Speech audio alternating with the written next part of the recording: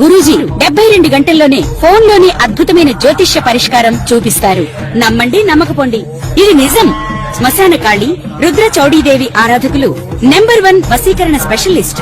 గురూజీ మనిషి పుట్టుక నుండి చనిపోయే వరకు వచ్చే అన్ని క్లిష్టమైన సమస్యలకు పరిష్కారం ఇక్కడ లభిస్తుంది. విద్య, ఉద్యోగం, వ్యవహారం, స్త్రీ ప్రేమ, పెళ్లి, సంతానం, స్త్రీ పురుష వశీకరణం, భూవశం, భార్యాభర్తల కలహాలు, కోర్టు సమస్యలు, విడాకుల సమస్యలు, చేతబడి, అప్పుల బాధ, ఇంకా మీకు ఎలాంటి సమస్యలు ఉన్నా 72 గంటల్లోనే శాశ్వత పరిష్కారం చేయబడును. గజాననం భూతగణాది సేవితం కపిత్త జంభూ ఫలచారు భక్షణం ఉమాసుతం శోక వినాశకారణం నమామి విఘ్నేశ్వర పాద పంకజం. చూస్తున్నటువంటి ప్రేక్షకులకు స్వాగతం. ఆగస్టు మాసంలో ఒక్కొక్క రాశి ఫలితాలు ఏ విధంగా ఉండబోతున్నాయి, మరి దానికి తగ్గట్టుగా మనము ఏ విధంగా ఈ యొక్క ఆగస్టు మాసంలో నడుచుకోవాలి, తర్వాత ఆగస్టు మాసంలో ఉన్నటువంటి విశిష్టత ఏమిటనే విషయాలను మనం తెలుసుకుందాం. ముఖ్యంగా ఇది మనకు జూలై 25వ తేదీ నుండి ఆగస్టు 23వ తేదీ దాకా తెలుగు నెలలలో శ్రావణ మాసం అని చెప్పేసి పేరు. శ్రవణ నక్షత్రం పౌర్ణమి రోజున ఉంది కాబట్టి దీనికి శ్రావణ మాసం అనే పేరు వచ్చింది. అయితే ఈ యొక్క శ్రవణ నక్షత్రం అంటే ఏమిటి అంటే, ప్రతి మాసానికి పౌర్ణమి రోజున ఏ నక్షత్రం అయితే ఉంటుందో దానికి అనుకూలంగా ఆ మాసం యొక్క పేరు మన భారతీయ సనాతన సంప్రదాయంలో పెట్టడం జరిగింది. ముఖ్యంగా ఆగస్టు మాసం అంతా కూడా దాదాపు శ్రావణ మాసంగా చెప్పబడుతూ ఉంటుంది. చివరి వారం మాత్రం భాద్రపద మాసంగా చెప్పబడుతూ ఉంటుంది. శ్రవణము అంటే వినడము అని అర్థం. నవవిధ భక్తి మార్గాలలో శ్రవణ భక్తి అనేది కూడా ఒక భక్తి మార్గం. అయితే ఈ శ్రావణ మాసంలో విశేషంగా మనకు హరిహరాదుల యొక్క అర్చన, తర్వాత ముగ్గురు మాతల యొక్క ఆరాధన చేసే మాసంగా మనం ఆగస్టు మాసాన్ని తీసుకోవచ్చు. అయితే ఆగస్టు మాసంలో మనకు ముఖ్యంగా ఈ సంవత్సరం విశ్వావసునామ సంవత్సరంలో శ్రావణ మాసం అనేది 5 శుక్రవారాలతో ప్రారంభమైంది. ఈ 5 శుక్రవారాలు చాలా, శుక్రవారం అంటేనే మహాలక్ష్మి వారంగా చెప్పుతూ ఉంటాం.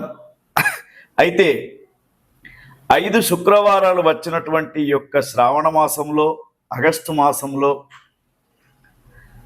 చాలా మహాలక్ష్మి యొక్క అనుగ్రహం అందరికీ కలుగుతూ ఉంటుంది. కాబట్టి ఈ శ్రావణ మాసంలో శుక్రవారం మహాలక్ష్మి పూజన చేసుకోవడం, వరలక్ష్మి పూజన చేసుకోవడం, మంగళవారం రోజున మంగళ గౌరీ వ్రతం అని చెప్పేసి ఆ యొక్క జగన్మాత జగజ్జన్ని ఆది పరాశక్తి అయినటువంటి అమ్మవారికి సంబంధించినటువంటి కొత్తగా నూతనంగా పెళ్ళైనటువంటి అమ్మాయిలు గౌరీ ఆరాధన చేసుకోవడానికి, అంటే పెళ్ళైనటువంటి సంవత్సరం నుండి 5 సంవత్సరాలు గౌరీ ఆరాధన చేసుకునే మాసం ఆగస్టు మాసంగా, శ్రావణ మాసంగా చెప్పబడుతూ ఉంది.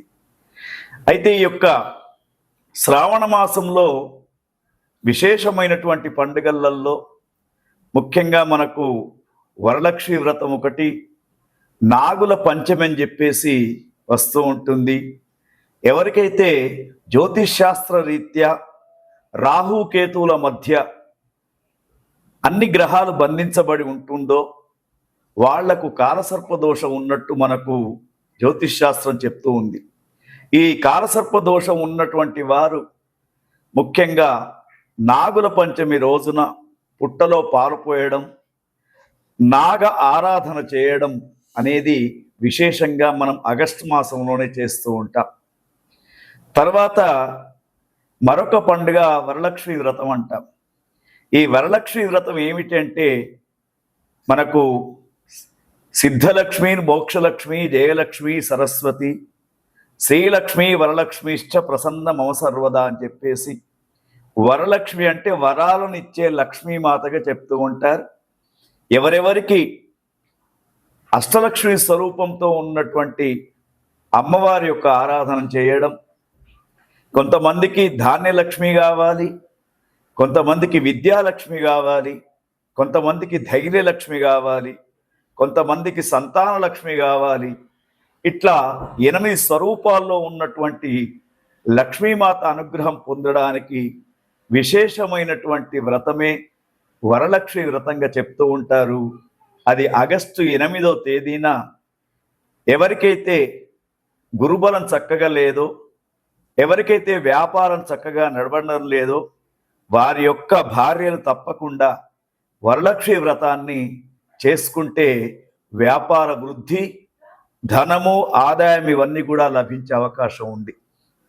తర్వాత మనకు తదుపరి తేదీ చూసుకున్నప్పుడు మరి ఈ ఆగస్టు మాసంలోనే మనకు ముఖ్యంగా జంధ్యాల పౌర్ణిమ అని చెప్పేసి, రాఖీ పౌర్ణమి అని చెప్పేసి 2 పండుగలు ఒకటే రోజు చేస్తూ ఉంటారు. బ్రాహ్మణోత్తములంతా కూడా నూతన యజ్ఞోపవీత ధారణం చేసుకొని గాయత్రి ఉపాసన చేస్తారు. తర్వాత ముఖ్యంగా రక్షాబంధన్ అనే పండుగను సోదర సోదరీ భావంతో ప్రతి ఒక్కరు జరుపుకునే పండుగ మనకు ఆగస్టు మాసంలోనే ఉంది. మరి నేను నీకు రక్ష, నువ్వు నాకు రక్ష, మనం దేశానికి రక్ష అని చెప్పుకునే ఒక అద్భుతమైనటువంటి పండుగ కూడా మనకు ఆగస్టు మాసంలోనే వస్తూ ఉంది. దానితో పాటు మరి దేశానికి స్వాతంత్రం అనేది రావడం 15 ఆగస్టు కూడా మనకు ఆగస్టు మాసంలోనే స్వాతంత్ర దినోత్సవాన్ని జరుపుకుంటూ ఉంటాం. దానితో పాటు వసుదేవ సుతం దేవం కంస చాణూర మర్దనం దేవకీ పరమానందం కృష్ణం వందే జగద్గురు అని చెప్పేసి కృష్ణ పరమాత్మ ఆవిర్భవించడం కూడా మనకు ఆగస్టు మాసంలోనే మనకు మరి ఈ యొక్క శ్రావణ బహుళ అష్టమి రోజున కృష్ణ పరమాత్మ యొక్క ఆవిర్భావం అనేది జరిగింది. ఆ కృష్ణ పరమాత్మకు పూజ చేసుకునే అవకాశం కూడా మనకు ఆగస్టు మాసంలోనే ఉంటుంది. ఎవరైతే కృష్ణుని యొక్క పూజ చేస్తారో, ముఖ్యంగా గ్రహస్థితిలో రాహువు, కేతువు, శని, గురువు ఈ గ్రహాలు మంచిలైనటువంటి వారు కృష్ణో రక్షతి రక్షిత అని చెప్పేసి చెప్పబడుతూ ఉంటుంది. మరి కర్షతీతి ఇది కృష్ణ అని చెప్పేసి చెప్పబడుతూ ఉంటుంది.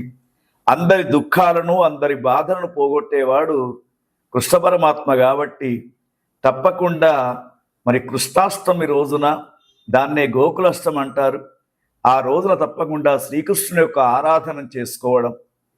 ముఖ్యంగా వివాహమైన తర్వాత 4-5 సంవత్సరాల నుండి కూడా సంతానం కానటువంటి వారు తప్పకుండా గోకులాష్టమి, కృష్ణాష్టమి రోజున కృష్ణ పరమాత్మ యొక్క పూజా విధానంతో షోడశ ఉపచార పూజాది కార్యక్రమాలు చేసుకుంటారో, తర్వాత కృష్ణుని యొక్క అడుగులు ఏ ఇంట్లోనైతే పడుతూ ఉంటాయో వాళ్లకు సంతాన ప్రాప్తి కలిగే అవకాశం. మరి అంత చక్కనైనటువంటి మాసం మనకు ఆగస్టు మాసం. దాంతోపాటు ఆగస్టు మాసం మరి శ్రావణ మాసం చివరిగా చెప్పుకునేది పొలాల అమావాస్య అంటారు. పొలాల అమావాస్య అంటే మనము భారతీయ సనాతన సంప్రదాయంలో భూత దయను, పశువుల పైన కూడా దయను చూపించే ఆచారం మనకుంది. వ్యవసాయం ద్వారా మనకు రోజంతా కూడా కష్టపడి మనకు పంటలను పండిస్తున్నటువంటి ఏవైతే గేదెలు ఉంటాయో, తర్వాత ఆవులు, వీటి యొక్క ఆకారాన్ని మట్టితో తయారు చేసి వాటిని పూజించడమే పొలాల అమావాస్య అని చెప్పేసి అదొక పండుగను కూడా మనం చేసుకుంటూ ఉంటాం. మరి ఇవన్నీ కూడా మనకు ఆగస్టు మాసంలోనే చాలా వైభవంగా జరుపుకునే పండుగలు.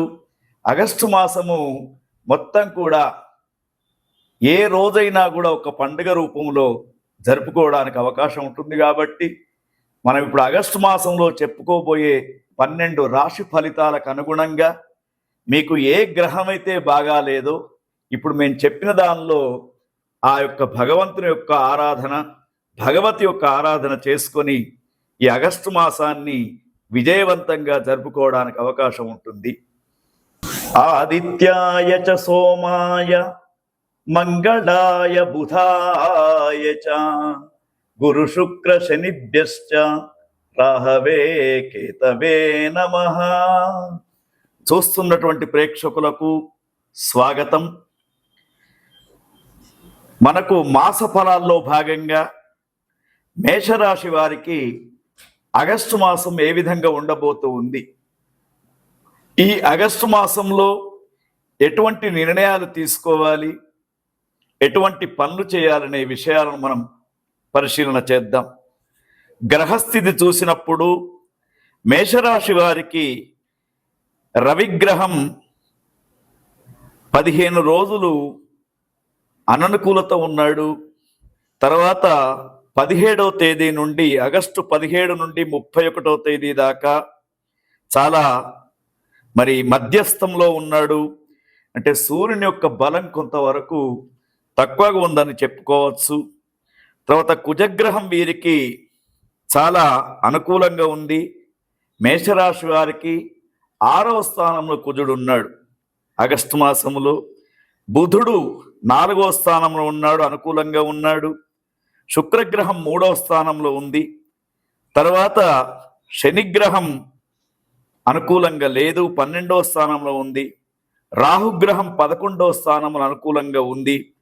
కేతుగ్రహం మాత్రం 5వ స్థానంలో అననుకూలంగా ఉంది. కాబట్టి గ్రహస్థితిని చూసినప్పుడు మనకిక్కడ మేషరాశి వారికి ఆగస్టు మాసం దాదాపు గ్రహబలం అనుకూలంగా ఉందని చెప్పవచ్చు.